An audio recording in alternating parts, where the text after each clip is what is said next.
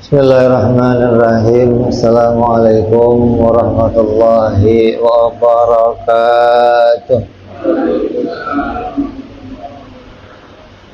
Al-Fatihah ila ruhi Sayyidina Habibina Syafi'ina Rasulullah Sayyidina Muhammad ibn Abdullah sallallahu alaihi wa ala alihi wa ashabihi wa azwajihi wa dhurriyyatihi anna Allah ya'ala darajatihim bil jannah wa yanfa'una bi asrarihim wa anwarihim wa ulumihim wa fatihim barakatihim في الدين والدنيا والآخرة يجعلنا من حزبهم يرزقنا محبتهم ويتوفنا على ملتهم ويحشرنا في زمرتهم بالعافية والسلامة ومعرفة أهل الكتاب محمد بن عطاء الله ثم إلى سيد الشرهاج صالح بن عمر دار ثم إلى حضرة الوالد نبي عبد الله بن محسن عطاء ثم إلى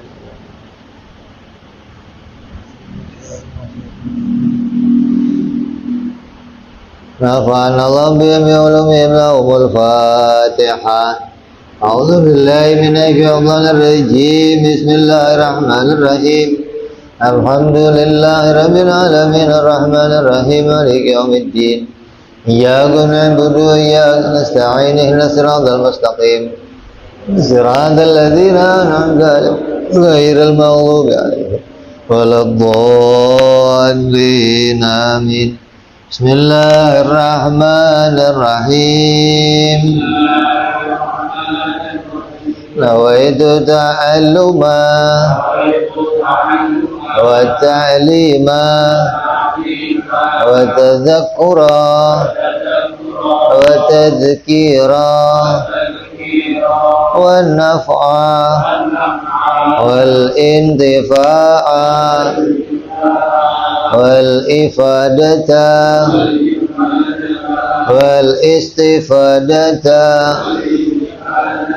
والحثة على التمسك بكتاب الله سنة رسول الله صلى الله عليه وسلم والدعاء إلى الهدى والدلالة على الخير ابتغاء مرضاته وقربه وثوابه وحسن الخاتمة مع اللطف والعافية وصلاح العاقبة.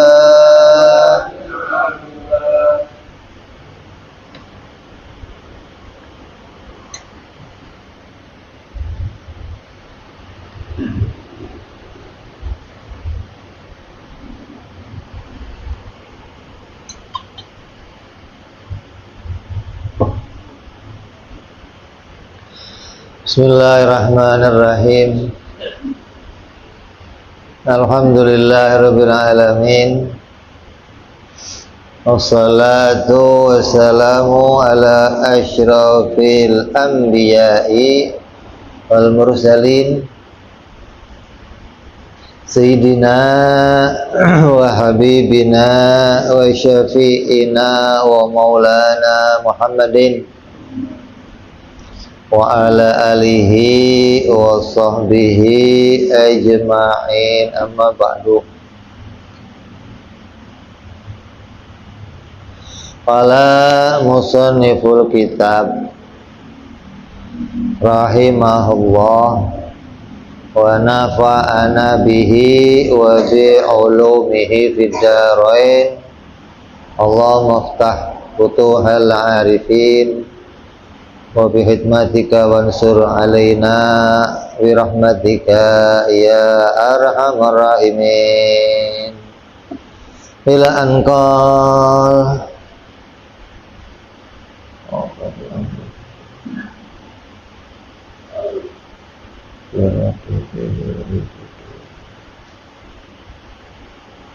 hikmah yang ke-72.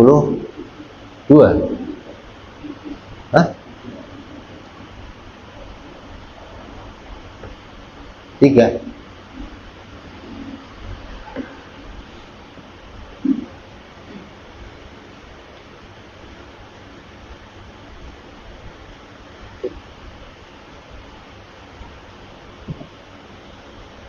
khairun awqatika waktun tashhadu fihi wujuda faqatika wa turaddu fihi ila wujudi zillatika. Sebaik-baiknya waktu di dalam masa hidupmu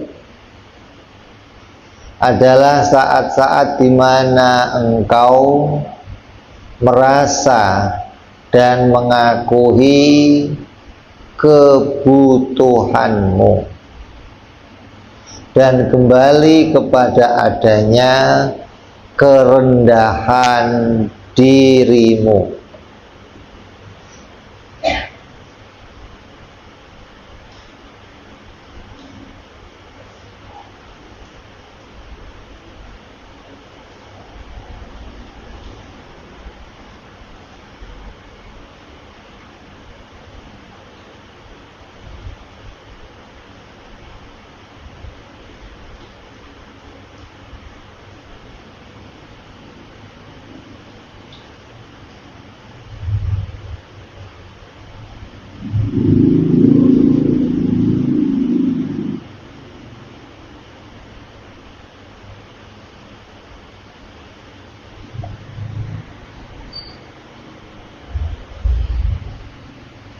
Itu makna, itu arti apa? Lafadznya, makna terjemahnya. Maksudnya adalah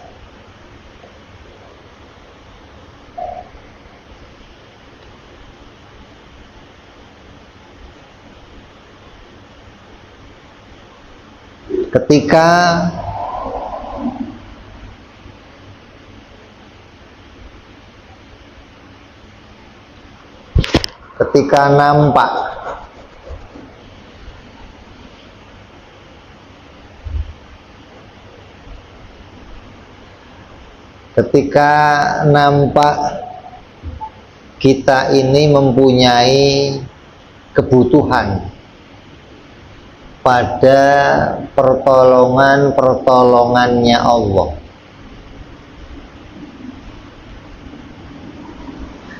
Seperti ketika kita ini sakit.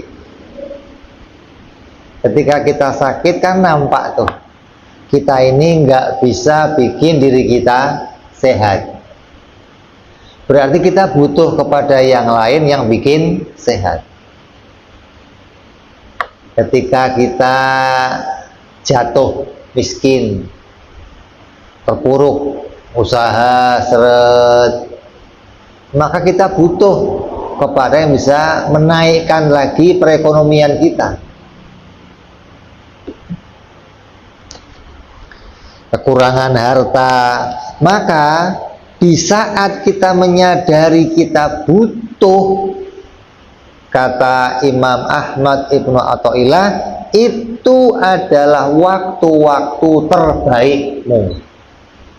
Berarti kamu menyadari kemahlukan dirimu, kamu menyadari kedhaifan dirimu, kamu menyadari iftiqornya kita kepada Allah Subhanahu wa ta'ala. Tapi di waktu-waktu yang nggak begini, sulit orang itu untuk menyadari dirinya butuh kepada Allah. Jadi dikatakan waktu terbaik itu apa? Karena waktu yang termudah untuk mengingat kepada Allah, waktu yang termudah untuk bisa mendekat kepada Allah, itu di waktu-waktu kita lagi dalam keadaan membutuhkan pertolongan.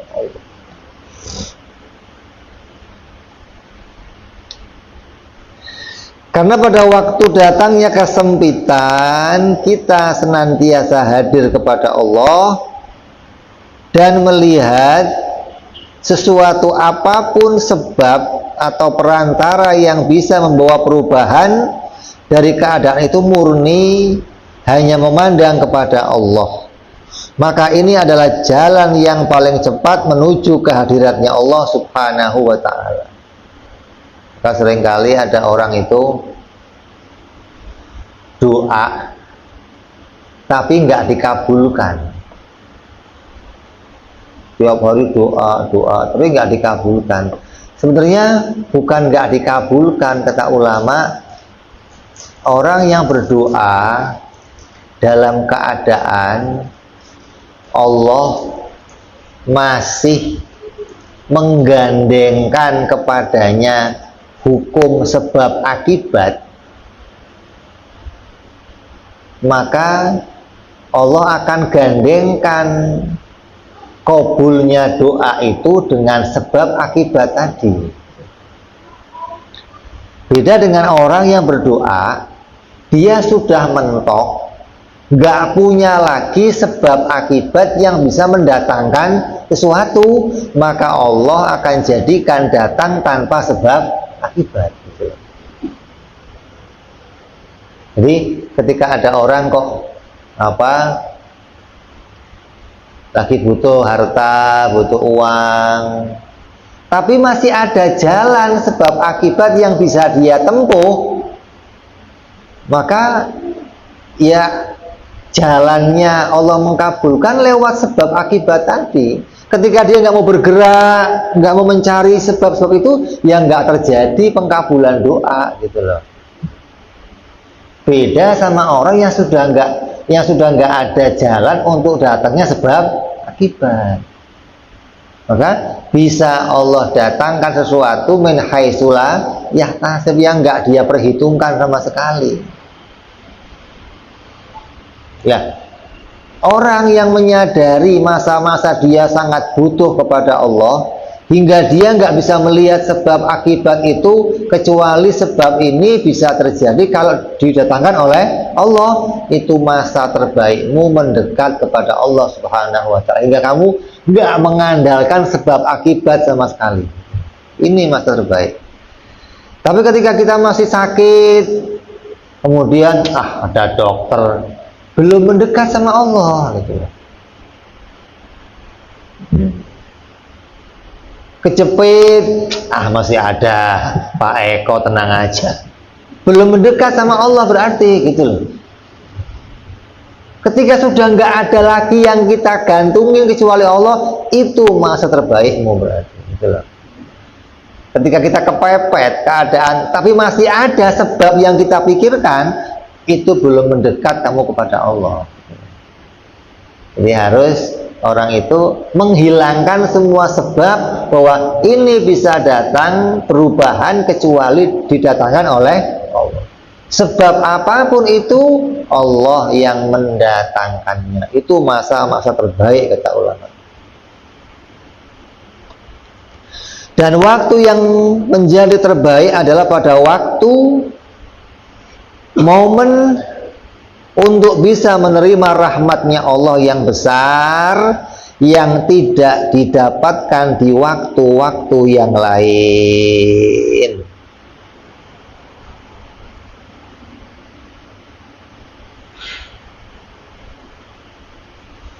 Allah berfirman, as-shadaqatu lil fuqara. Bahwa sedekah itu hanya untuk orang-orang yang fakir. Kalau makna fikihnya ya bersedekah untuk orang yang fakir. Mana hakikatnya Allah akan memberikan sesuatu kepada orang yang merasa dirinya butuh kepada Allah. Kalau dia masih merasa butuhnya sama sebab, Allah tinggalkan, ya sudah, datangnya lewat sebab itu, gitu. Sakit yang diingat, ada tenaga ahli dokter ini, ada si anu, ada. Allah belum ketemu nih. Nanti ketika ini mentok semua, udah nggak ada jalan baru Allah, itu masa terbaikmu baru untuk mendekat kepada rahmatnya Allah Subhanahu wa ta'ala.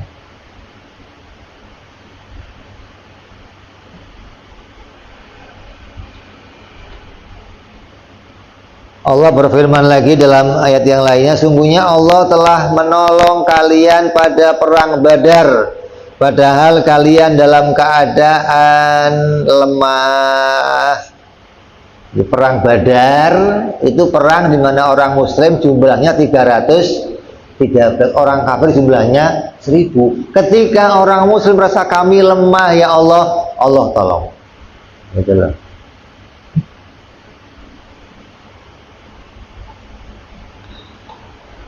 Beda ketika perang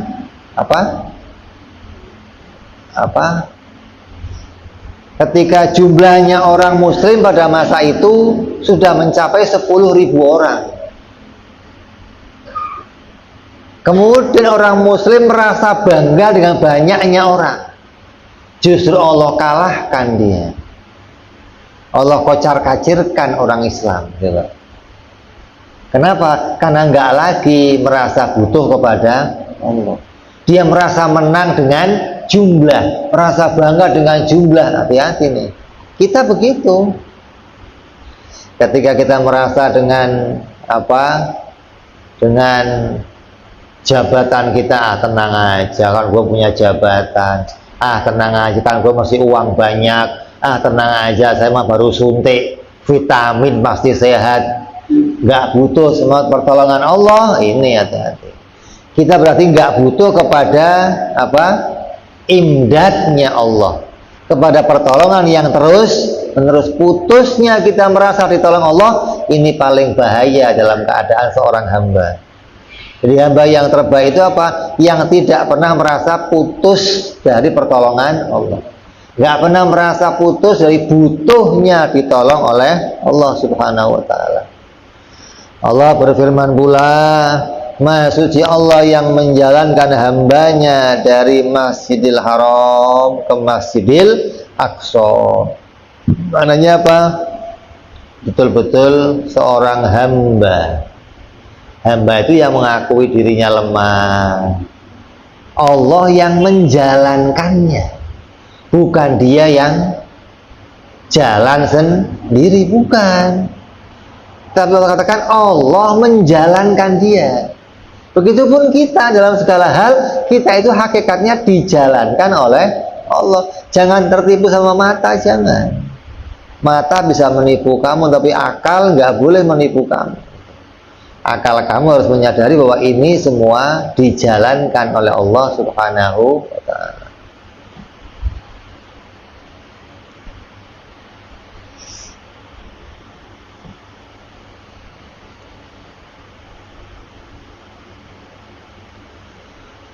Dalam hadis qudsi Allah berfirman yang artinya, kalau engkau ingin mencari aku, maka carilah aku di tempat orang yang dalam keadaan sakit. Juga orang yang sehat itu diberi rahmatnya Allah, tapi orang yang sakit itu bersama Allah. Gimana artinya?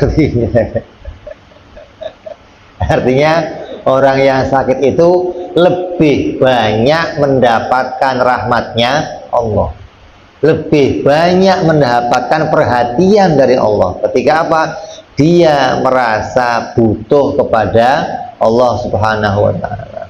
Tapi orang yang sakit terus tenang-tenang saja, menganggap tenang, udah ada obatnya, dokternya ahli, udah, berarti dia nggak merasa butuh lagi kepada Allah. Ya di situ nggak ada Allah, nggak ada rahmatnya Allah, nggak ada pertolongannya Allah. Jadi orang yang merasa butuh kepada Allah, kamu bisa mencari, mau ketemu dengan rahmat yang begitu banyak di mana? Di tempat-tempat di mana orang itu sakit dan merasa butuh kepada Allah. Sampai apa? Tempat itu menjadi tempat yang ijabah. Kalau kamu doa di tempat itu, kabul doanya. Coba. Jadi itu sering-sering ke rumah sakit, maksudnya kalau mau doa jangan cuma di masjid, jangan keluar Batang, nggak ke rumah sakit sekali, ke Koja gitu atau kemana gitu. Doa, ya Allah, di tempat yang penuh rahmatmu, ya Allah. Artinya di situ tempat di mana Allah mendengarkan doa-doa hambanya. Coba kalau di rumah sakit isinya apa? Allah, ya Allah, Allah. Isinya orang ingat-ingat Allah semua itu, gitu. Jadi di situ rahmatnya Allah banyak turun.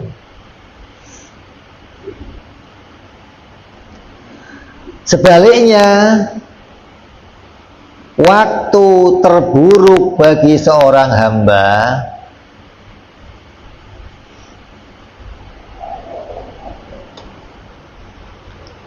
adalah di mana ketika kita tidak menyaksikan kefakiran kita. Kita tidak menyaksikan butuhnya kita kepada Allah. Ini waktu terburuk kita tuh.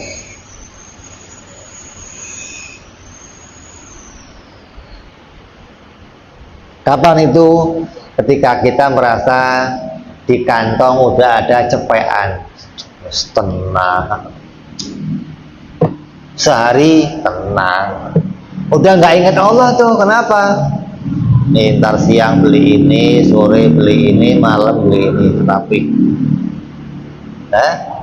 apalagi di ATM dicek nolnya kok ada 12, wah sudah anteng udah. Ini mau tenang udah. Udah mau ke masjid boleh, nggak ke masjid boleh, gua mau tenang aja.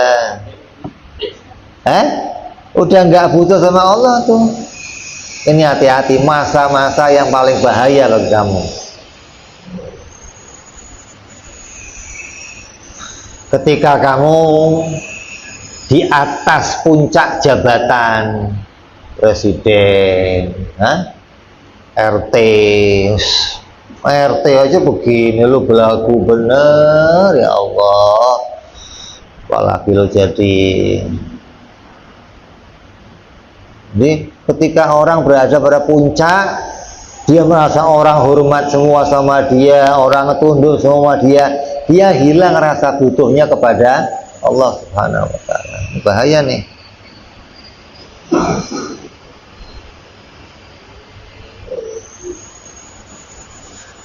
Merasa dia memperoleh hal-hal lebih banyak dari orang lain, dia merasa punya kebanggaan dari orang lain, karena pada waktu itu kita jauh dari rahmatnya Allah, jauh dari hidayahnya Allah, dan jauh dari inayah taufiknya Allah Subhanahu wa ta'ala.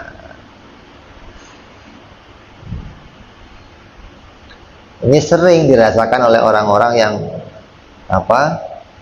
dia tidak pernah ingat dua nikmat tadi, nikmat ijad dan nikmat imdad. Senyambung nih terus nih.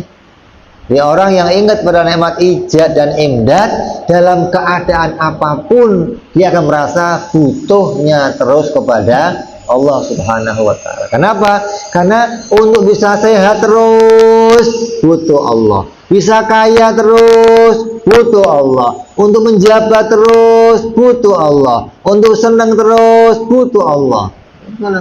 Kenapa? Karena semua nikmat ini nggak muncul sendiri dan nggak bisa bertahan sendiri terus, nggak bisa.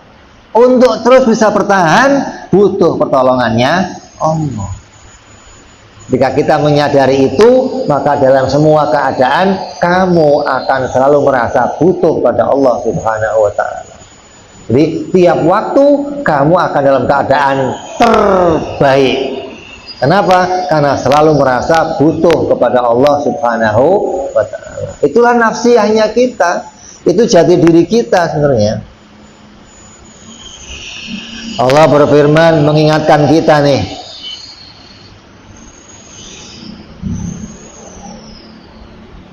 maka aku palingkan dari ayat-ayatku siapa itu orang yang berjalan dengan kesombongan. Allah jauhkan dari rahmat, taufik, hidayah ketika dia berjalan dengan merasa dia nggak butuh kepada Allah Subhanahu wa ta'ala. Disombong di situ bukan hanya jalannya begini, bukan. Sombong di situ merasa tidak butuh lagi kepada Allah, merasa sudah berkecukupan, merasa sudah punya penghormatan, punya keagungan, punya jabatan, hingga nggak butuh lagi pada pertolongannya Allah. Ingatkan pula dalam firman-Nya pada ayat yang lain apa? Dan ingatlah ketika perang Hunain, ini yang tadi saya cerita nih. Ketika kalian bangga pada banyaknya pasukan, tapi yang banyak itu nggak berarti apa-apa. Di waktu perang Hunain, umat Muslim awalnya kocar kacir. Kenapa? Karena ketika dia datang ke peperangan merasa bangga dengan jumlahnya. Mereka pikir begini, dulu kami dengan jumlah 300 orang menang, dengan jumlah 1.000 orang kami menang, dengan jumlah 3.000 orang kami bisa menang, apalagi sekarang jumlah kami 10.000 orang, pasti kami menang, malah kalah juga. Kenapa? Karena jumlah yang banyak nggak bisa menolong apa-apa. Nggak, yang bisa menolong adalah Allah Subhanahu wa Ta'ala. Waktu jumlah kamu kecil, kamu merasa butuh kepada Allah, Allah menangkan. Tapi ketika merasa kamu sudah cukup, nggak butuh lagi sama Allah, malah Allah kalahkan kamu. Allah lepas pertolongannya. Nah, perang mau sendiri kata Allah. Coba menang nggak ente? Coba yang banyak itu bisa menang nggak? Gitu loh. Ternyata umat Muslim kocar kacir. Ini Allah ingatkan langsung di waktu perang Hunain.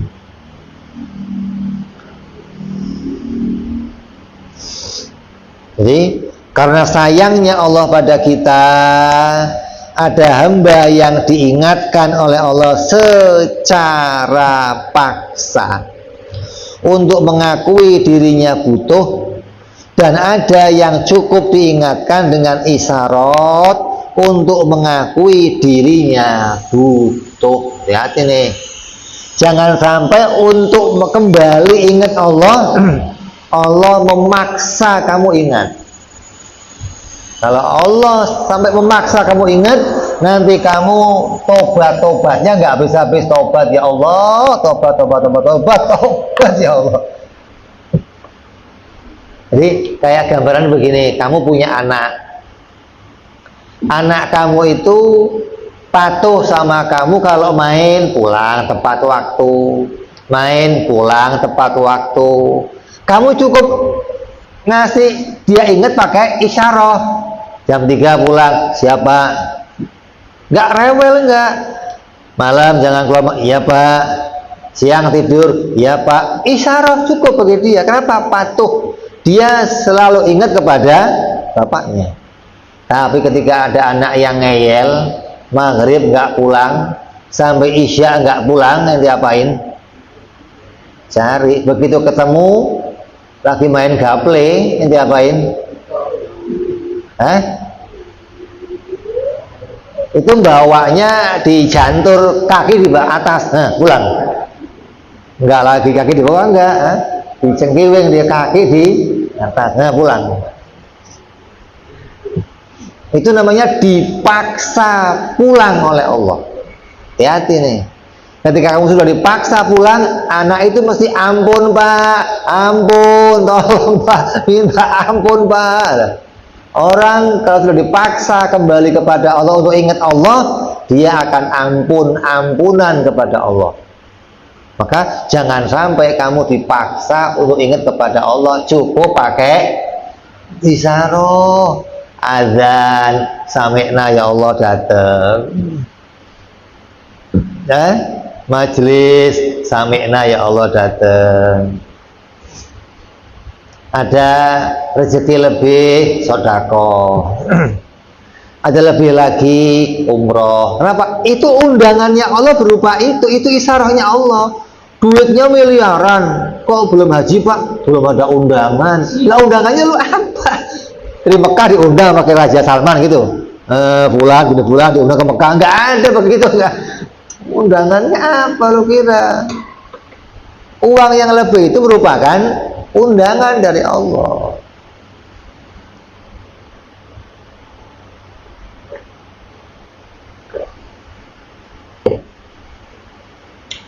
Jadi orang-orang yang cerdas itu cukup pakai apa? Isyarah. Nggak perlu pakai tindakan, nggak perlu. Lah, Allah sampai bikin tindakan, itu Allah sayang sama ente.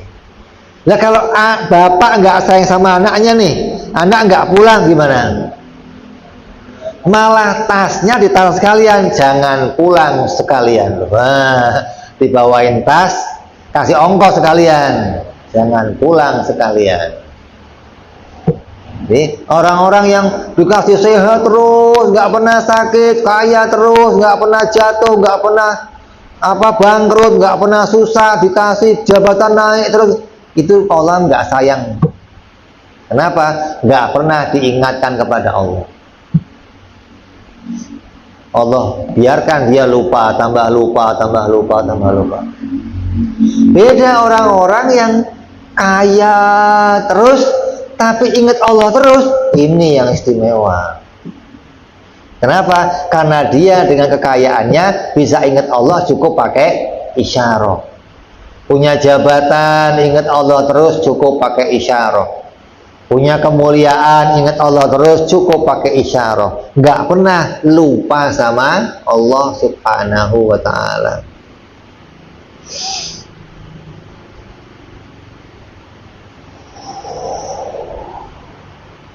Jadi kalau Allah sayang kepada hambanya, maka Allah akan paksa hamba itu untuk kembali kepada Allah dan mengakui dirinya butuh pada pertolongan Allah.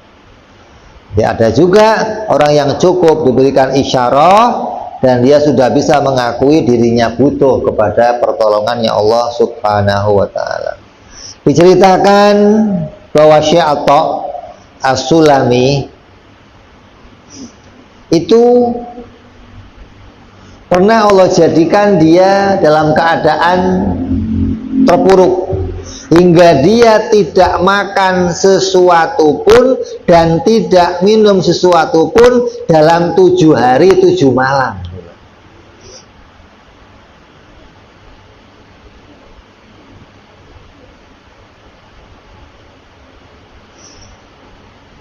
Makannya apa itu? Makanya subhanallah, alhamdulillah, wala ilaha illallah, Allahu akbar, 7 hari 7 malam gak makan apa-apa, gak kemasukan makanan apapun berupa makanan zahir ataupun minuman. Ketika yang ketujuh itu kemudian hatinya bergembira karena dia bisa melihat bahwa dirinya betul-betul fakir kepada Allah. Gembira hatinya, ya Allah. Ya Allah, artinya di titik terlemahnya dia nggak lagi mikir yang lain selain Allah, nggak lagi mikir sebab, nggak lagi mikir ada, nggak. Ini sudah murni, saya hanya butuhnya kepada Allah. Nggak ada yang bisa nolong saya kecuali hanya Allah Subhanahu wa ta'ala. Artinya apa? Dia mau teriak udah nggak bisa, mau jalan udah nggak bisa, mau ngetok rumah orang udah nggak. Udah adang-adang Allah. Ini yang bisa nolong saya sekarang hanya, kata dia, bahagia itu muncul dalam hatinya. Coba. Kalau ente kan puncak kesedihan ya waktu itu, ya Allah, sedihnya ya Allah. Ini beda pangkatnya. Orang-orang ini itu puncak kebahagiaan mereka ketika berada pada puncak, merasa butuh kepada Allah. Nggak lagi muncul di pikirannya ada selain Allah.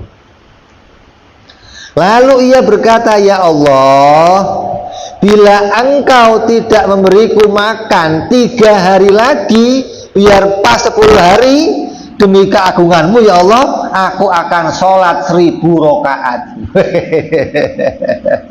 Kalau ini kan sebaliknya ya. Ya Allah, aku nazar ya Allah, kalau engkau kirim makanan, aku mau sholat 1000 rakaat. Nazar ente itu biasanya begitu. Ini enggak, kalau ini enggak ada makan lagi dalam 3 hari ya Allah, saya akan sholat 1000 rakaat. Coba. Artinya dia nggak mau kenikmatan itu hilang. kenikmatan, sedang merasakan iftikor, butuhnya kepada Allah itu hilang, dia nggak mau. Ya kan? Kalau ada orang datang bawa makanan, maka nikmat fakir tadi hilang. Dia akan bergantung lagi pada makan, pada minum, gitu loh. Udah nggak murni untuk hidup bergantung kepada Allah. Nah, Imam Atta As-Sulami itu ketika dia sudah nggak bisa ngapa-ngapain tadi, sudah merasa nggak makan, nggak minum, tapi hidup bergantungnya kepada Allah jadi murni. Udah nggak bergantung makan, nggak bergantung minum. Ya Allah, kalau 3 hari lagi saya nggak makan dan masih hidup, ya Allah, saya akan sholat 1000 rakaat. Nadarnya. Ente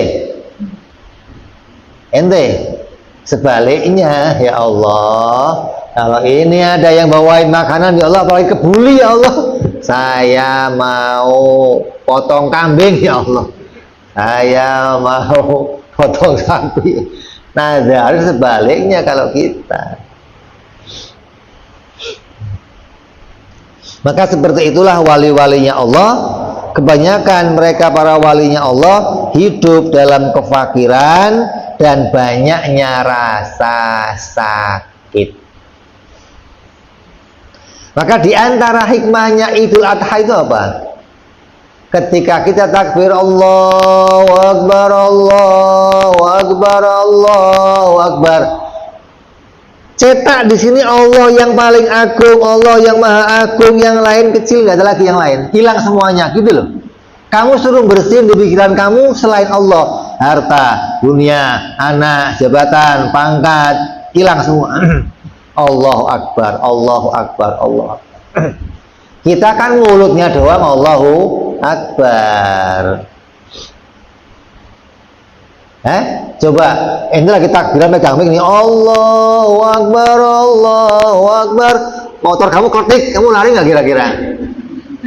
Wah, motor duluan, Allahu Akbar belakangan. Itu Allahu Akbar itu kamu disuruh menghilangkan yang lain selainnya Allah, gitu loh. Suruh mendatangkan di hati kamu bahwa Allah yang paling aku, yang lainnya kecil. Ini latihannya begitu, gitu loh. Padahal dilatih tiap sholat loh, Allahu Akbar. Dilatih tiap azan, Allahu Akbar. Tiap tahun itu puncaknya Allahu Akbar, Allah. Tapi masih aja nggak punya bekas di hati kita. Tetap yang lain jadi lebih gede dari Allah. Tetap yang lain lebih utama dari Allah.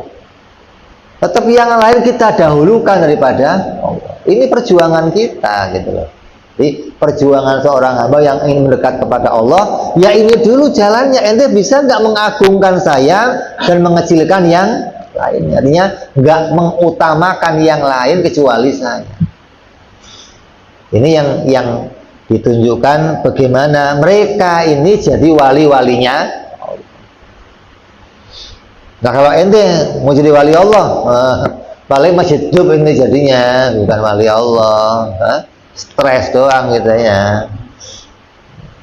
Jadi pantas kalau mereka itu diangkat jadi walinya Allah, punya karomah, hatinya tentram, tenang, nggak pernah ada kesusahan.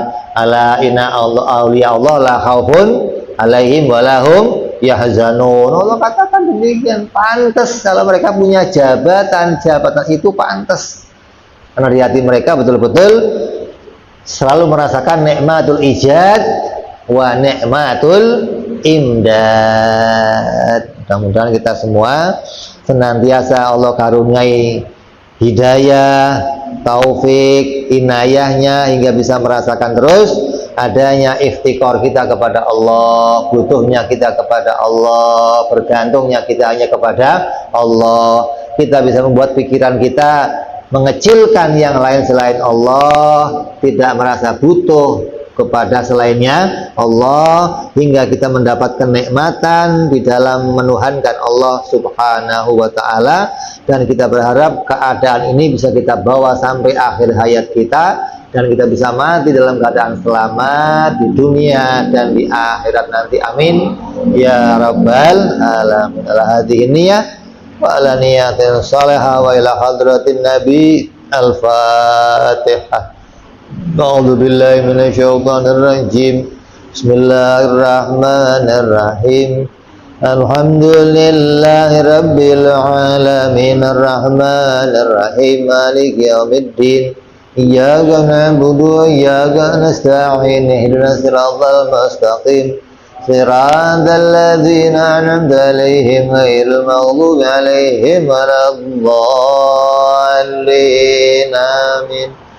Ya Rabbana tarabna bi'anana tarabna wa anana asrafna ala ladha ashrafna fatub alayna tawbah taghsili kulli hawbah wasolana aurati rawati waghfir li walidina rabbi wa mauludina wal ali wal ihwani wasairil hillani wa kulli dhi mahabbah au jiratin au suhbah al muslimin ajma' amin rabbi fadlan wa judan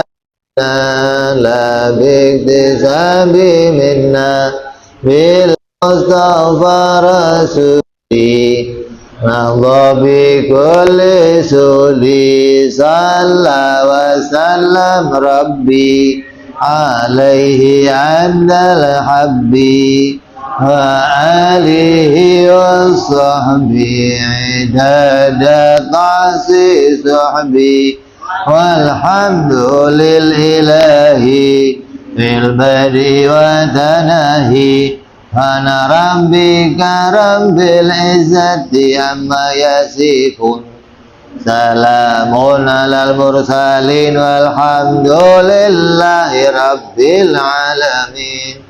Assalamualaikum warahmatullahi wabarakatuh.